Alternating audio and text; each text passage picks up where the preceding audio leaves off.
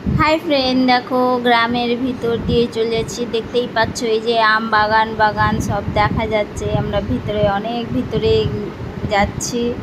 আর তার মধ্যে যে দেখো আমাদের টোটোর মধ্যে আরও কিছুজন বসেছে, তারা মনে হয় বিয়ে বাড়ি যাবে বললো, তো বিয়ে বাড়ি যাবে তাই দেখো বসে আছে টোটোর মধ্যে। দেখো ফ্রেন্ড, এই কালী মন্দিরটা খুব জাগ্রত মন্দির। এখানে যে যেটা মানত করে সেটাই পূরণ হয়। ফাঁকা মাঠ তার ভিতর দিয়ে আমরা চলে যাচ্ছি। দেখতেই পাচ্ছ, দেখো মজা লাগছে টোটোর মধ্যে। এই যে এরা এখানেই নেমে যাবে, সামনে মনে বিয়ে বাড়ি আছে। এরা নেমে এখন আমরা দুজন আরও ভিতরে যাব।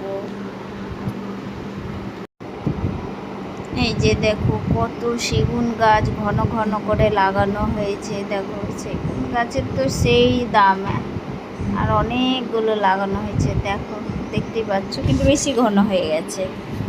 এই দেখো এইদিকে ফাঁকা ফাঁকা মাঠ, জঙ্গল, তারপরে আবার বাড়ি। কিন্তু ভালো লাগছে ঘুরতে।